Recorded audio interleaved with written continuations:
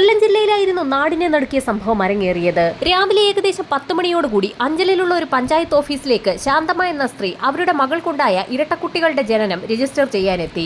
വിവാഹം കഴിക്കാത്തതുകൊണ്ട് തന്നെ നിയമപരമായി അച്ഛനില്ലാത്ത കുട്ടികൾക്കാണ് രഞ്ജിനി ജന്മം നൽകിയിരിക്കുന്നത്. അലൈമൺ സ്വദേശിയും സൈനികനുമായ ദിബിൽ കുമാറാണ് രഞ്ജിനിയുടെ കുട്ടികളുടെ അച്ഛനെന്നാണ് അവൾ പറയുന്നത്. എന്നാൽ അയാൾ ഇക്കാര്യം അംഗീകരിക്കാതെ വന്നതോടുകൂടി അതേ തുടർന്ന് ഒരു പോലീസ് കേസ് ഉണ്ടാവുകയും കേസ് പിന്നീട് വനിതാ കമ്മീഷനിൽ എത്തുകയും ചെയ്തിട്ടുണ്ട്. എന്നാൽ വനിതാ കമ്മീഷനാകട്ടെ രഞ്ജിനിയുടെ പ്രസവം കഴിയുന്നതുവരെ കാത്തിരിക്കാനാണ് നിർദ്ദേശം നൽകിയത്. കുട്ടികൾ ജനിച്ച് 17 ദിവസമായപ്പോൾ ഇപ്പോൾ വനിതാ കമ്മീഷനിൽ നിന്നും ദിബിൽ കുമാറിനെ DNA പരിശോധനയ്ക്ക് വിധേയമാക്കണമെന്നാവശ്യപ്പെട്ടുകൊണ്ടുള്ള ഉത്തരവ് വന്നിരിക്കുകയാണ്. ഉത്തരവിന്റെ പകർപ്പ് ശാന്തമ്മയുടെ കൈവശം കിട്ടിയതുകൊണ്ട് തന്നെ കുട്ടികളുടെ ജനനം രജിസ്റ്റർ ചെയ്യാനായി അവർ പഞ്ചായത്ത് ഓഫീസിൽ എത്തിയിരിക്കുകയാണ്. നടപടികൾ പൂർത്തിയാക്കി വളരെ സന്തോഷത്തോടുകൂടി ശാന്തമ്മ തിരികെ അവരുടെ വാടക വീട്ടിലേക്ക് മടങ്ങി. വീട്ടിലെത്തിയപ്പോൾ വീടിന്റെ വാതിൽ ചാരിയിട്ടേ ഉണ്ടായിരുന്നുള്ളൂ. വാതിൽ തള്ളിത്തുറന്ന് അകത്തേക്ക് കയറിയ ശാന്തമ്മ നടുക്കുന്ന ഒരു കാഴ്ചയാണ് കണ്ടത്. അവരുടെ മകൾ രഞ്ജിനി രക്തത്തിൽ കുളിച്ച് തറയിൽ കിടക്കുന്നു. കഴുത്തിൽ നിന്നും രക്തം വാർന്നിറങ്ങുന്നുണ്ട്. ഉറക്കെ നിലവിളിച്ച് കരഞ്ഞുകൊണ്ട് ശാന്തമ്മ തന്റെ മകളെ എത്ര കുലുക്കി വിളിച്ചു നോക്കിയിട്ടും മകൾക്ക് അനക്കമൊന്നും ഉണ്ടായിരുന്നില്ല. പെട്ടെന്നായിരുന്നു സമീപത്തുണ്ടായിരുന്ന കട്ടിലിലേക്ക് ശാന്തമ്മയുടെ ശ്രദ്ധ പതിയുന്നത്. കട്ടിലിൽ കിടന്നുറങ്ങുന്ന കുഞ്ഞിന്റെ കഴുത്തിൽ നിന്നും രക്തം വാർന്നിറങ്ങുന്നുണ്ട്. പൊടുന്നനെയായിരുന്നു സമീപത്തുള്ള തൊട്ടിലിൽ നിന്നും രക്തം പുറത്തേക്കൊഴുകുന്നത് ശാന്തമ്മയുടെ ശ്രദ്ധയിൽപ്പെട്ടത്. തൊട്ടിലിൽ കിടക്കുന്ന കുഞ്ഞിന്റെ കഴുത്തിൽ നിന്നും രക്തം പുറത്തേക്കൊഴുകുന്നുണ്ട്. ആ 2 കുട്ടികൾക്കും അനക്കമില്ല. കഴുത്തറക്കപ്പെട്ട നിലയിൽ മകളും ഇരട്ടക്കുട്ടികളും കിടക്കുന്ന കാഴ്ചയാണ് ശാന്തമ്മ കണ്ടത്. ആ വീട്ടിൽ നിന്നുയർന്ന നിലവിളി ശബ്ദം കേട്ടുകൊണ്ട് നാട്ടുകാരൊക്കെ അവിടേക്ക് ഓടിയെത്തി. ഉടൻ തന്നെ വിവരം പോലീസ് സ്റ്റേഷനിൽ അറിയുകയും ഒരു സംഘം പോലീസുകാർ സംഭവസ്ഥലത്തേക്ക് എത്തുകയും ചെയ്തു. പോലീസ് നിർദ്ദേശം നൽകിയതിനെ തുടർന്ന് ഡോഗ് സ്ക്വാഡും ഫോറൻസിക് സംഘവും സംഭവസ്ഥലത്തേക്ക് എത്തി. വീടിനുള്ളിലൊക്കെ മണം പിടിച്ചു നോക്കിയ പോലീസ് നായ വീടിന് പുറത്തേക്കോടി റോഡ് വരെ എത്തി. അവിടെ നിന്നും അല്പദൂരം മുൻപോട്ട് പോയ ശേഷം അതിന്റെ ഓട്ടം അവസാനിപ്പിക്കുകയും ചെയ്തു. പോലീസ് നായ ഓട്ടം അവസാനിപ്പിച്ച സ്ഥലത്ത് ബൈക്കിന്റെ ടയറുകൾ പതിഞ്ഞ പാടുകൾ ഉണ്ടായിരുന്നു. കൊലപാതകി അല്ലെങ്കിൽ കൊലപാതകികൾ ബൈക്കിലെത്തി ബൈക്ക് അല്പദൂരം വെച്ച ശേഷം വീട്ടിലേക്ക് നടന്നെത്തുകയും രഞ്ജിനിയെയും മക്കളെയും കൊലപ്പെടുത്തിയതിനു ശേഷം തിരികെ ആരുമറിയാതെ പുറത്തിറങ്ങി ബൈക്കിൽ കടന്നു കളയുകയും ചെയ്തിരിക്കുകയാണെന്ന് പോലീസ് നിഗമനത്തിലെത്തി. ഫോറൻസിക് സംഘത്തിന്റെ പരിശോധനയിൽ വീടിനുള്ളിലെ മേശപ്പുറത്തു നിന്നും പാതി എഴുതിയ നിലയിലുള്ള ഒരു കത്ത് കിട്ടി. ജമ്മു കാശ്മീരിലെ പത്താൻകോട്ടുള്ള സൈനിക ആസ്ഥാനത്തേക്ക് രഞ്ജിനി എഴുതിയ ഒരു കത്താണ് ഫോറൻസിക് സംഘത്തിന് കിട്ടിയിരിക്കുന്നത്. സൈന്യത്തിൽ ജോലി ചെയ്യുന്ന തന്റെ ഭർത്താവ് ദിബിൽ കുമാറിനെ തങ്ങളുടെ ഇരട്ടക്കുട്ടികളുടെ ജനനം പ്രമാണിച്ച് അവധി നൽകി നാട്ടിലേക്ക് അയക്കണമെന്നായിരുന്നു കത്തിൽ എഴുതിയിരുന്നത്. ആ കത്ത് എഴുതി പൂർത്തിയാക്കിയിട്ടുണ്ടായിരുന്നില്ല. കത്തെഴുതിക്കൊണ്ടിരുന്ന പേന തുറന്നിട്ട നിലയിൽ മേശപ്പുറത്തു തന്നെ ഉണ്ടായിരുന്നു. ആ മേശയ്ക്ക് സമീപമായിരുന്നു രജനി കുത്തേറ്റ് മരിച്ചു കിടന്നത്. രഞ്ജിനിക്ക് ഉറക്കെ കരഞ്ഞ് ബഹളമുണ്ടാക്കാൻ കഴിയാത്ത തരത്തിലുള്ള ഒരു കുത്താണ് അവൾക്ക് ആദ്യം ലഭിച്ചത്. ആക്രമിയെ രഞ്ജിനി നന്നായി തടുത്തിട്ടുണ്ട്. അയാളുടെ ദേഹത്തിലുണ്ടായിരുന്ന തൊലിയുടെ അംശങ്ങൾ രഞ്ജിനിയുടെ നഖങ്ങൾക്കിടയിൽ പറ്റിപ്പിടിച്ചിട്ടുണ്ടായിരുന്നു. പോലീസ് സംഘം അയൽവാസികളെ വിശദമായി തന്നെ ചോദ്യം ചെയ്തു. അത്രയും വലിയ സംഭവം ആ വീട്ടിൽ നടന്നിട്ട് തൊട്ടടുത്ത് താമസിക്കുന്ന ആളുകൾ പോലും അതൊന്നും അറിഞ്ഞിരുന്നില്ല. സംഭവം നടന്ന ദിവസം രാവിലെയും അതിനു മുൻപൊരു ദിവസവും അഞ്ചലിൽ തന്നെ താമസിക്കുന്ന അനിൽകുമാർ എന്നൊരു വ്യക്തി ആ വീട്ടിലെത്തിയിരുന്നതായി നാട്ടുകാരിൽ ചിലർ പറഞ്ഞു. അഞ്ചലിൽ താമസിക്കുന്ന അനിൽകുമാറാണതെന്ന് ശാന്തമ്മയായിരുന്നു നാട്ടുകാർക്ക് അയാളെ പരിചയപ്പെടുത്തി കൊടുത്തത്.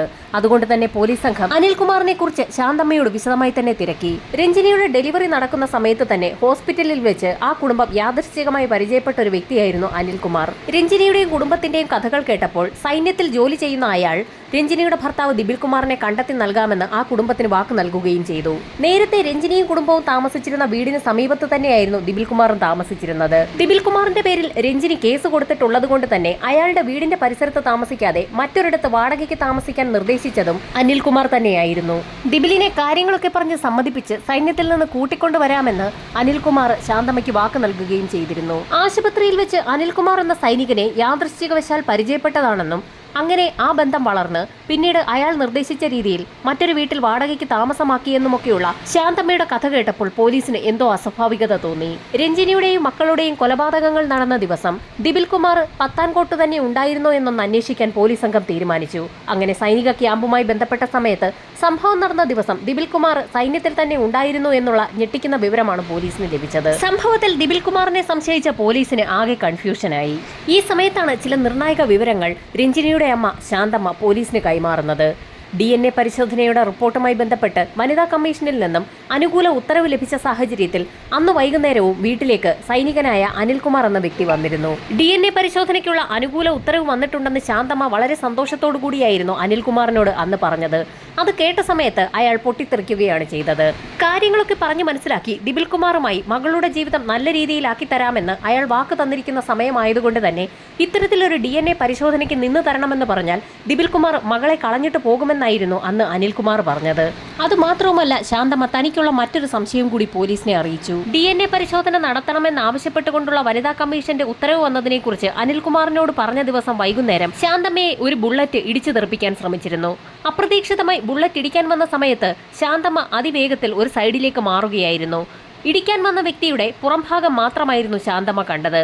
അത് അനിൽകുമാറിനോട് സാമ്യമുള്ള ആരോ ആയിരുന്നുവെന്ന് ശാന്തമ്മയ്ക്ക് ഇപ്പോൾ സംശയം തോന്നുന്നുണ്ടെന്ന് അവർ പോലീസിന് മൊഴി നൽകി. തികച്ചും അപരിചിതനായ ഒരു വ്യക്തി തിരുവനന്തപുരത്തെ ഗർഭിണികളുടെയും കുട്ടികളുടെയും ഒക്കെ ആശുപത്രിയായ ശ്രീ അവിട്ടം തിരുനാൾ ആശുപത്രിയിൽ വെച്ച് രഞ്ജിനിയോട് കുടുംബത്തോടും പരിചയമുണ്ടാക്കിയതൊക്കെ പോലീസിൽ ഒരു സംശയത്തിനിടയാക്കി.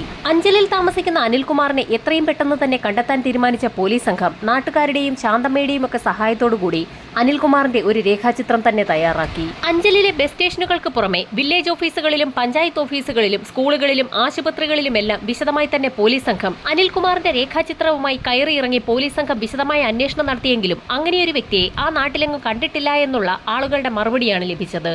ആ നിമിഷം മുതൽ പോലീസ് സംഘം അനിൽകുമാറിനെ കാര്യമായി തന്നെ സംശയിച്ചു തുടങ്ങി. സമീപ ജില്ലകളിലുള്ള സ്റ്റേഷനുകളിലേക്കും അനിൽകുമാറിന്റെ ചിത്രം പോലീസ് സംഘം അയച്ചു കൊടുത്തു. ഇതോടൊപ്പം തന്നെ അയാളുടെ രേഖാചിത്രം പത്രത്തിലും അടിച്ചു വന്നു. അതിന് കാര്യമായ ഫലമുണ്ടായെന്ന് തന്നെ പറയാം. തിരുവനന്തപുരം തമ്പാനൂരുള്ള ATMലെ CCTV വിഷ്വലുകൾ പരിശോധിക്കുന്ന ടെക്നീഷ്യൻസിന്റെ കണ്ണിൽ ആ ചിത്രം പെട്ടു. ഉടൻ തന്നെ ആ വിവരം തിരുവനന്തപുരം പോലീസ് സ്റ്റേഷനിൽ അവർ വിളിച്ചറിയിച്ചു. അഞ്ചലിലുള്ള പോലീസ് സംഘം അന്വേഷിക്കുന്ന അനിൽകുമാർ എന്ന വ്യക്തി തിരുവനന്തപുരം തമ്പാനൂരുള്ള ഒരു ATMൽ വന്നു പോയതിന്റെ സൂചനകളാണ് ഇപ്പോൾ ലഭിച്ചിരിക്കുന്നത്. ATM കേന്ദ്രീകരിച്ച് ബാങ്കുമായി പോലീസ് സംഘം വിശദമായി തന്നെ അന്വേഷണം നടത്തി. അന്വേഷണത്തിൽ ഞെട്ടിക്കുന്ന ചില വിവരങ്ങളാണ് പോലീസിന് ലഭിച്ചത്. അനിൽകുമാർ ATMൽ കയറി പണം പിൻവലിച്ചിരിക്കുന്നത് സാക്ഷാൽ ദിപിൽ കുമാറിന്റെ അക്കൗണ്ടിൽ നിന്നാണ്. ദിപിലും അനിൽകുമാറും തമ്മിൽ ബന്ധമുണ്ടെന്ന് പോലീസ് സംഘം മനസ്സിലാക്കിയ ആ നിമിഷം തന്നെ ബാങ്ക് അക്കൗണ്ട് കേന്ദ്രീകരിച്ചുള്ള അന്വേഷണവും ആരംഭിച്ചു. വീണ്ടും ആ അക്കൗണ്ടിൽ നിന്ന് പണം പിൻവലിച്ചിരിക്കുകയാണ്. ഇത്തവണ പണം പിൻവലിച്ചിരിക്കുന്നത് കണ്ണൂരിൽ നിന്നാണ്. കണ്ണൂരിൽ ATM കേന്ദ്രീകരിച്ച് നടത്തിയ അന്വേഷണത്തിൽ അവിടെ നിന്നും പണം പിൻവലിച്ചിരിക്കുന്നത് അനിൽകുമാർ തന്നെയെന്ന് കണ്ടെത്തി. പോലീസ് സംഘം ഉടൻ തന്നെ അഞ്ചലിലുള്ള ദിപിൽ കുമാറിന്റെ വീട്ടിലെത്തി. ആ സമയത്ത് അയാളുടെ വീട്ടിൽ അച്ഛനും അമ്മയും സഹോദരനും ഉണ്ടായിരുന്നു. വീട്ടുകാരെ ചോദ്യം ചെയ്തതിൽ നിന്നും ഈ അടുത്ത കാലത്തെങ്ങും ദിപിൽ കുമാർ നാട്ടിലേക്ക് വന്നിട്ടേയില്ല എന്നുള്ള മറുപടിയായിരുന്നു പോലീസിന് ലഭിച്ചത്. ഇതേ സമയം തന്നെ വളരെ വിലപ്പെട്ട ഒരു ഇൻഫർമേഷൻ സൈന്യത്തിൽ നിന്നും പോലീസിന് ലഭിച്ചു. നാട്ടിൽ പോവുകയാണെന്ന് പറഞ്ഞുകൊണ്ട് പത്താൻകോട്ട് നിന്നും ദിപിൽ കുമാർ കുറെ നാളുകൾക്ക് മുൻപ് അവധിയെടുത്തിരുന്നു. എന്നാൽ ദിപിൽ കുമാർ നാട്ടിലെത്തിയിട്ടില്ല എന്ന് അയാളുടെ അച്ഛനും അമ്മയും മൊഴി നൽകിയിരിക്കുകയുമാണ്. വീട്ടുകാർ പറയുന്നതിൽ എന്തോ ചില പൊരുത്തക്കേടുണ്ടെന്ന് തോന്നിയ പോലീസ് സംഘം വീണ്ടും ആ വീട്ടുകാരെയും ശാന്തമ്മയും ഒക്കെ ചോദ്യം ചെയ്തു. ചോദ്യം ചെയ്തതിൽ നിന്നും ചില കാര്യങ്ങൾ കൂടി പോലീസിന് മനസ്സിലായി. ദിപിൽ കുമാറിന്റെ അച്ഛനും അമ്മയും സഹോദരനും രഞ്ജിനി പ്രസവിച്ച സമയത്ത് കുട്ടികളെ കാണാൻ ആശുപത്രിയിൽ എത്തിയിരുന്നു. കുട്ടികളെ കണ്ട സമയത്ത് ദിപിൽ കുമാറിന്റെ പിതാവ് രഞ്ജിനിയോട് പറഞ്ഞത് കുട്ടികളെ തന്റെ മകൻ ഏറ്റെടുക്കുന്നില്ല എങ്കിൽ തങ്ങൾ ഏറ്റെടുത്തു കൊള്ളാമെന്നായിരുന്നു. എന്നാൽ ഇതേ സമയം ദിപിലിന്റെ അമ്മയും സഹോദരനും ശാന്തമ്മയോട് പറഞ്ഞത് മറ്റൊരു രീതിയിലായിരുന്നു. ആ കുട്ടികളെ കണ്ടിട്ട് തങ്ങളുടെ മകൻ ദിപിലിന്റെ യാതൊരു ഛായയുമില്ല എന്നും തങ്ങളുടെ മകൾ മറ്റാർക്കോ ജനിച്ച കുട്ടികളെ തങ്ങളുടെ സൈനികനായ മകന്റെ തലയിൽ കെട്ടിവെക്കാൻ ശ്രമിക്കുകയാണെന്നുമായിരുന്നു ദിപിലിന്റെ അമ്മ അന്ന് ശാന്തമ്മയോട് സംസാരിച്ചത്. ഇക്കാര്യങ്ങളൊക്കെ വിശദമായി തന്നെ പോലീസ് സംഘം ശാന്തമ്മയുടെ മൊഴിയുടെ അടിസ്ഥാനത്തിൽ രേഖപ്പെടുത്തുകയും ചെയ്തു. തുടർന്ന് പത്താൻകോട്ടുള്ള സൈനിക കേന്ദ്രത്തിലേക്ക് ദിപിൽ കുമാറിനെ എത്രയും വേഗം നാട്ടിലേക്ക് അയക്കണമെന്നാവശ്യപ്പെട്ടുകൊണ്ട് പോലീസ് സംഘം റിക്വസ്റ്റ് അയച്ചു. പോലീസിന്റെ റിക്വസ്റ്റ് കിട്ടിയതും പത്താൻകോട്ട് നിന്നും ഒരു സൈനികനൊപ്പം ദിപിലിനെ നാട്ടിലേക്ക് അയച്ചു. സൈനികനൊപ്പം പത്താൻകോട്ട് നിന്നും നാട്ടിലേക്ക് വന്ന ദിപിലിനെ ദില്ലിയിൽ വെച്ച് മിസ്സാവുകയും ചെയ്തു. ആ സൈനികൻ ആ പ്രദേശമൊക്കെ അരിച്ചു പറക്കിയെങ്കിലും ദിപിലിനെ കണ്ടുകിട്ടിയില്ല. ദിപിലിനൊപ്പം വന്ന സൈനികൻ ഉടൻ തന്നെ ആ വിവരം പത്താൻകോട്ട് അറിയിക്കുകയും സൈന്യം ഉടൻ തന്നെ ദിപിലിനെ കണ്ടെത്താൻ ഒരു അന്വേഷണം നടത്തുകയും ചെയ്തു. ഇതേ സമയം തന്നെ സൈനികൻ എന്ന് പറഞ്ഞ് പരിചയപ്പെടുത്തിയ അനിൽകുമാറിന്റെ ഫോട്ടോയും അയാളെക്കുറിച്ച് വിശദമായി അറിയുന്നതിനായി പോലീസ് സംഘം സൈന്യത്തിലേക്ക് അയച്ചിരുന്നു. അതിനും ഫലമുണ്ടായി. അനിൽകുമാർ എന്ന വ്യക്തിയുടെ യഥാർത്ഥ പേര് രാജേഷ് എന്നാണ്. അയാളുടെ സ്ഥലം കണ്ണൂരാണ്. കണ്ണൂരുകാരനായ രാജേഷാണ് യഥാർത്ഥത്തിൽ അഞ്ചലിലുള്ള അനിൽകുമാർ എന്ന് പറഞ്ഞ് ശാന്തമ്മയെയും കുടുംബത്തെയും ഇത്രയും കാലം പറഞ്ഞു പറ്റിച്ചുകൊണ്ടിരുന്നത്. ഇതോടൊപ്പം തന്നെ സുഹൃത്തുക്കളുമായി എപ്പോഴെങ്കിലും ഇരുവരും ബന്ധപ്പെടാൻ സാധ്യതയുണ്ടെന്ന് മനസ്സിലാക്കിയ പോലീസ് സംഘം രണ്ടുപേരുടെയും സുഹൃത്തുക്കളുടെ വിശദമായ ഒരു ലിസ്റ്റ് തന്നെ തയ്യാറാക്കി. 1-2 ആഴ്ചയ്ക്കകം തന്നെ ഇരുവരും ഏതെങ്കിലും ബന്ധുക്കളെയോ സുഹൃത്തുക്കളെയോ വിളിക്കാൻ സാധ്യതയുണ്ടെന്ന് മനസ്സിലാക്കിയ പോലീസ് സംഘം എല്ലാവരുടെയും കോൾ ഡേറ്റ റെക്കോർഡുകൾ വിശദമായി തന്നെ പരിശോധനയ്ക്ക് വിധേയമാക്കി. എന്നാൽ പോലീസുകാരുടെ കണക്കുകൂട്ടലുകൾ തെറ്റിച്ചുകൊണ്ട് ബന്ധുക്കളെയോ സുഹൃത്തുക്കളെയോ ആരും തന്നെ നാളുകൾ കഴിഞ്ഞിട്ടും രാജേഷോ ദിപിലോ ബന്ധപ്പെടാൻ ശ്രമിച്ചില്ല. പോലീസ് അന്വേഷിക്കുന്നതിന് സമാന്തരമായ രീതിയിൽ തന്നെ സൈനികരായ രാജേഷിനെയും ദിപിലിനെയും മിസ്സായതിനെ തുടർന്ന് സൈന്യത്തിലും അന്വേഷണം ഊർജിതമാക്കി. പോലീസ് സംഘം ഇരുട്ടിൽ തപ്പുകയാണെന്നും അന്വേഷണം ഊർജിതമല്ല എന്നും കാണിച്ച് നാട്ടുകാർ ആക്ഷൻ കൗൺസിൽ രൂപീകരിക്കുകയും അഞ്ചലിൽ പ്രതിഷേധങ്ങൾ ഉണ്ടാവുകയും ചെയ്തു. ലോക്കൽ പോലീസിന്റെ അന്വേഷണം ഊർജിതമല്ല എന്ന് കാണിച്ചുകൊണ്ട് കേസന്വേഷണം ക്രൈംബ്രാഞ്ചിലേക്ക് മാറി. എന്നാൽ ക്രൈംബ്രാഞ്ച് സംഘം വിശദമായ തിരച്ചിലും അന്വേഷണമൊക്കെ നടത്തിയെങ്കിലും സമാനമായ ഫലം തന്നെയായിരുന്നു. അവസാനം ആക്ഷൻ കൗൺസിലും രഞ്ജിനിയുടെ അമ്മ ശാന്തമ്മയും ചേർന്ന് അന്വേഷണത്തിലെ പോരായ്മകൾ ചൂണ്ടിക്കാണിച്ചുകൊണ്ട് ഹൈക്കോടതിയിൽ പരാതി നൽകി. ഹൈക്കോടതി ഇടപെട്ടതിനെ തുടർന്ന് അന്വേഷണം CBIക്ക് കൈമാറി. CBI അവരുടെ സകല ടെക്നിക്കുകളും ഉപയോഗിച്ച് അന്വേഷണം നടത്തിയെങ്കിലും ദിബിലിനെയോ രാജേഷിനെയോ കണ്ടെത്താൻ കഴിഞ്ഞില്ല. CBI നാളുകളോളം അന്വേഷിച്ചിട്ടും ഒന്നും കണ്ടെത്താൻ കഴിയാത്ത സാഹചര്യത്തിൽ തിരുവനന്തപുരത്തെ സൈബർ വിഭാഗത്തിലെ ടെക്നിക്കൽ ഇന്റലിജൻസ് ടീം ഒരു അന്വേഷണം നടത്തി. ടീം തലവൻ അങ്കിത് അശോകും ടീമുമായിരുന്നു വ്യത്യസ്തമായ ഒരു ഐഡിയ പ്രാക്ടിക്കലാക്കാൻ തീരുമാനിച്ചത്.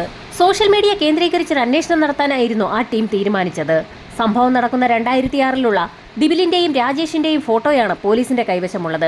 18 വർഷങ്ങൾക്ക് മുൻപുള്ള ഫോട്ടോ ഇപ്പോഴുള്ളതുമായി എങ്ങനെ മാറ്റം വരുത്താമെന്നായിരുന്നു ആ സംഘം ആലോചിച്ചത്. ഏജ് ടൂളിന്റെ സഹായത്തോടുകൂടി നിലവിൽ രാജേഷിനും ദിബിലിനും 18 വർഷം കൊണ്ടുണ്ടായേക്കാവുന്ന മാറ്റങ്ങൾ ഉൾപ്പെടുത്തിക്കൊണ്ട് 2 ഫോട്ടോയാണ് സൈബർ സംഘം രൂപീകരിച്ചെടുത്തത്. ആ ഫോട്ടോ ഉപയോഗിച്ച് സകല സോഷ്യൽ മീഡിയ പ്ലാറ്റ്ഫോമുകളിലും ഒരു സെർച്ച് നടത്തി. അങ്ങനെ അവർക്കൊരു തുമ്പ് ലഭിച്ചപ്പോൾ അവർ ആ വിവരം CBIക്ക് കൈമാറി. അതൊരു ഫേസ്ബുക്ക് പ്രൊഫൈലായിരുന്നു. ടെക്നിക്കൽ ടീം AI ടൂൾ ഉപയോഗിച്ച് നിർമ്മിച്ച ഫോട്ടോയുമായി മാച്ച് ചെയ്തിരിക്കുന്നത് പോണ്ടിച്ചേരിയിലെ വിഷ്ണു എന്നു പേരുള്ള ഒരു വ്യക്തിയുടെ പ്രൊഫൈലുമായിട്ടാണ്. അയാൾ വിവാഹിതനാണ്, കുട്ടികളുമുണ്ട്. അയാളുടെ ഭാര്യ ഒരു അധ്യാപികയുമാണ്. CBIയുടെ കൈവശമുണ്ടായിരുന്ന ദിബിലിന്റെ ഫോട്ടോയും നിലവിലെ AI ടൂൾ ഉപയോഗിച്ച് നിർമ്മിച്ച ഫോട്ടോയും തമ്മിൽ വല്ലാത്തൊരു സാമ്യമായിരുന്നു ഉണ്ടായിരുന്നത്. അതിന്റെ അടിസ്ഥാനത്തിൽ CBI സംഘം പോണ്ടിച്ചേരിയിലെത്തി. വേഷം മാറിയ CBI സംഘം പോണ്ടിച്ചേരിയിലെത്തി വിഷ്ണുവിനെ നിരീക്ഷിച്ചു തുടങ്ങി.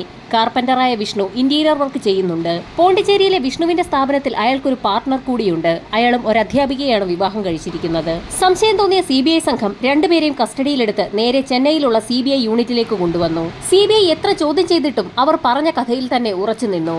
ഒരു തരത്തിലും അവർ കുറ്റം സമ്മതിക്കുകയില്ല എന്ന് മനസ്സിലാക്കിയ CBIയിലെ ഒരു ഉദ്യോഗസ്ഥൻ നിർണായകമായ ഒരു കാര്യം പറഞ്ഞു. അഞ്ചലിൽ കൊല്ലപ്പെട്ട രഞ്ജിനിയുടെ നഖങ്ങൾക്കിടയിൽ നിന്നും മനുഷ്യ ശരീരത്തിലെ തൊലിയുടെ അംശങ്ങൾ കണ്ടെത്തിയിരുന്നു. അതിന്റെ DNA പരിശോധന നടത്തിയ സമയത്ത് വിഷ്ണുവിനൊപ്പം ഇരിക്കുന്ന സുഹൃത്തിന്റെ DNAയുമായി അത് മാച്ച് ചെയ്തിട്ടുണ്ട്. ഇത്രയും കേട്ടതും വിഷ്ണുവിന്റെ മുഖമാകെ വിളറി വെളുത്തു. താൻ പിടിക്കപ്പെട്ടു എന്ന് മനസ്സിലായ വിഷ്ണു പല കാര്യങ്ങളും പറഞ്ഞു തുടങ്ങി. വിഷ്ണുവിന്റെ യഥാർത്ഥ പേര് ദിബിൽ കുമാർ എന്നാണ്. പിന്നീട് നടന്ന സംഭവങ്ങൾ ഓരോന്നും ദിബിൽ വ്യക്തമാക്കി. സൈന്യത്തിൽ ജോലി ചെയ്തിരുന്ന അഞ്ചൽ സ്വദേശിയായ ദിബിനും രഞ്ജിനിയും തമ്മിൽ അടുപ്പത്തിലായിരുന്നു. എന്നാൽ രഞ്ജിനി ഗർഭിണിയായി 6 മാസങ്ങൾക്ക് ശേഷമാണ് ആ വിവരം അവൾ അറിയുന്നത്. അക്കാര്യം സൈന്യത്തിലുണ്ടായിരുന്ന ദിബിലിനെ എഴുതി അറിയിച്ചെങ്കിൽ പോലും അവനത് വിശ്വസിക്കാൻ കഴിഞ്ഞില്ല. രഞ്ജിനിയുടെ അമ്മ ശാന്തമ്മയും മകൾ ഗർഭിണിയാണെന്ന് 6 മാസമായപ്പോഴാണ് അറിയുന്നത്. അങ്ങനെ അവർ ദിബിലിനെ നാട്ടിലേക്ക് വിളിച്ചു വരുത്തുകയും വിവാഹം ഉടനടി നടത്തണമെന്ന് ആവശ്യപ്പെടുകയും ചെയ്തെങ്കിലും താൻ ഇപ്പോൾ അങ്ങനെ ഒരു വിവാഹത്തിന് പറ്റിയ അവസ്ഥയിലല്ല എന്ന് ദിബിൽ ആ കുടുംബത്തെ അറിയിച്ചു. തുടർന്നാണ് കേസാവുകയും ആ കേസ് പിന്നീട് വനിതാ കമ്മീഷനിലെത്തുകയും ചെയ്തത്. വനിതാ കമ്മീഷൻ വിളിപ്പിച്ച സമയത്ത് തനിക്ക് രഞ്ജിനിയുമായി യാതൊരു ബന്ധവുമില്ല എന്ന് ദിബിൽ പറഞ്ഞിരുന്നു. രഞ്ജിനിയുമായി തനിക്കുണ്ടായിരുന്ന ബന്ധം അയാൾ മനസ്സിൽ ഒളിപ്പിച്ചു വെച്ചു. അങ്ങനെയായിരുന്നു പ്രസവശേഷം DNA പരിശോധന നടത്താനുള്ള ഉത്തരവ് വനിതാ കമ്മീഷൻ നൽകിയത്. ഇതേ തുടർന്ന് ദിബിൽ തന്റെ സുഹൃത്തായ രാജേഷിനോട് വിവരങ്ങൾ പറയുകയും രഞ്ജിനിയെ എത്രയും വേഗം ഒഴിവാക്കണമെന്ന് രാജേഷ് ദിബിലിന് ഉപദേശിക്കുകയും ചെയ്തു. വിശദമായൊരു പ്ലാൻ തന്നെയാണ് രാജേഷ് തയ്യാറാക്കിയത്. പ്ലാനിന്റെ അടിസ്ഥാനത്തിൽ തിരുവനന്തപുരം ആശുപത്രിയിലെത്തുകയും രഞ്ജിനിയുടെ കുടുംബമായി മനഃപൂർവ്വം ഒരു അടുപ്പമുണ്ടാക്കുകയും ആ കുടുംബത്തെ രാജേഷിന്റെ നിർദ്ദേശപ്രകാരം തന്നെ മാറ്റി മറ്റൊരു സ്ഥലത്തേക്ക് വാടകയ്ക്ക് താമസിപ്പിക്കുകയും ചെയ്തു. അങ്ങനെ രാജേഷ് തന്നെയായിരുന്നു ശാന്തമ്മ വീട്ടിലില്ലാതിരുന്ന ഒരു സമയത്ത് രഞ്ജിനിയുടെ വീട്ടിലെത്തുകയും രഞ്ജിനിയെയും മക്കളെയും അവസാനിപ്പിക്കുകയും ചെയ്തത്. കൊലപാതകം നടക്കുന്നതിന് മുൻപ് സൈന്യത്തിൽ നിന്ന് ലീവെടുത്ത ദിബിൻ നാട്ടിലെത്തിയിരുന്നു. എന്നാൽ സംഭവം നടന്ന ദിവസത്തിന് തൊട്ടു മുൻപ് തന്നെ അയാൾ തിരിച്ച് പത്താൻകോട്ടേക്ക് പോവുകയും ചെയ്തു. അതുകൊണ്ട് തന്നെ പോലീസ് അന്വേഷണം നടത്തിയ സമയത്ത് രഞ്ജിനിയുടെ മരണം നടന്ന ദിവസം ദിബിൽ കുമാർ പത്താൻകോട്ട് ഉണ്ടെന്നുള്ള തെളിവ് പോലീസിന് ലഭിച്ചു. എല്ലാ കാര്യങ്ങളും പ്ലാൻ ചെയ്ത ശേഷം ദിബിൽ കുമാർ തന്റെ ATM കാർഡ് രാജേഷിന് കൈമാറി. അങ്ങനെയായിരുന്നു തിരുവനന്തപുരത്ത് നിന്നും കണ്ണൂരിൽ നിന്നുമൊക്കെ ദിബിലിന്റെ ATM കാർഡ് ഉപയോഗിച്ച് രാജേഷ് പണം പിൻവലിച്ചത്. കണ്ണൂരിൽ നിന്നും സൈന്യത്തിലെത്തിയ രാജേഷ് അവിടെ നിന്നും ഒരു ലോങ് ലീവ് ചോദിച്ചു വാങ്ങുകയായിരുന്നു. അങ്ങനെ അയാൾ നാട്ടിലെത്തി നാട്ടിൽ നിന്ന് മുങ്ങി. പോലീസിന്റെ നിർദ്ദേശപ്രകാരം ദിബിൽ കുമാറിനെ സൈന്യത്തിൽ നിന്നും ഒരു സൈനിക ഉദ്യോഗസ്ഥനൊപ്പമായിരുന്നു നാട്ടിലേക്ക് അയച്ചത്. ആ യാത്രയിലായിരുന്നു ഡൽഹിയിൽ വെച്ച് ദിബിൽ കുമാറിനെ കാണാതെയായത്. ഡൽഹിയിൽ നിന്നും ഇൻഡോറിലെത്തിയ ദിബിൽ കുമാറിനെയും കാത്ത് രാജേഷ് ഉണ്ടായിരുന്നു. അങ്ങനെ ഇരുവരും ചേർന്ന് അവിടെ നിന്നും ഒരു യാത്ര ആരംഭിച്ചു. ഇന്ത്യയിലൊട്ടാകെ അലഞ്ഞുതിരിഞ്ഞ ആ ഇരുവർ സംഘം പിന്നീട് പോണ്ടിച്ചേരിയിലെത്തുകയായിരുന്നു. ഇന്റീരിയർ ഡെക്കറേഷൻ നേരത്തെ തന്നെ ദിബിൽ കുമാർ പഠിച്ചിട്ടുള്ളതുകൊണ്ട് അയാൾ പോണ്ടിച്ചേരിയിൽ ഒരു കട തുടങ്ങുകയും കൂട്ടുകാരനെ ഒപ്പം കൂട്ടുകയും ചെയ്തു. അതിവേഗം തന്നെ അവരുടെ ബിസിനസ് പടർന്നു പന്തലിച്ചു. വീടുമായും പഴയ സുഹൃത്തുക്കളുമായും സൈന്യവുമായുമുള്ള എല്ലാ ബന്ധവും ഇരുവരും ഉപേക്ഷിച്ചിരുന്നു. രൂപത്തിലും ഭാവത്തിലും മാറ്റം വരുത്തിയ ഇരുവരും പുതിയ അഡ്രസ് ഉണ്ടാക്കുകയും പുതിയ ആധാർ കാർഡ് എടുക്കുകയും ചെയ്തു. അത് മാത്രവുമല്ല, പോണ്ടിച്ചേരിയിൽ അധ്യാപകരായി ജോലി ചെയ്തിരുന്ന 2 യുവതികളെ കണ്ടെത്തി വിവാഹം കഴിക്കുകയും ചെയ്തു. മക്കളും കുടുംബവും ഒക്കെയായി സുഖമായി ജീവിക്കുന്നതിനിടയിലായിരുന്നു 18 വർഷങ്ങൾക്കിപ്പുറം ഒരിക്കലും പോലീസിന്റെ കയ്യിൽ പെടുകയില്ല എന്ന് കരുതിയിരുന്ന ദിപിൽ കുമാറും രാജേഷും തിരുവനന്തപുരത്തെ ടെക്നീഷ്യൻസിന്റെ AI ടൂൾ ഉപയോഗിച്ചുള്ള ഫോട്ടോസിന്റെ അടിസ്ഥാനത്തിൽ പിടിയിലായത്. കേസിന്റെ വിചാരണ ഇപ്പോൾ കോടതിയിൽ ആരംഭിക്കാൻ പോവുകയാണ്. പ്രതികൾക്ക് തക്കതായ ശിക്ഷ ലഭിക്കുമോ എന്നുള്ള കാര്യം വരും ദിവസങ്ങളിൽ തന്നെ അറിയാം.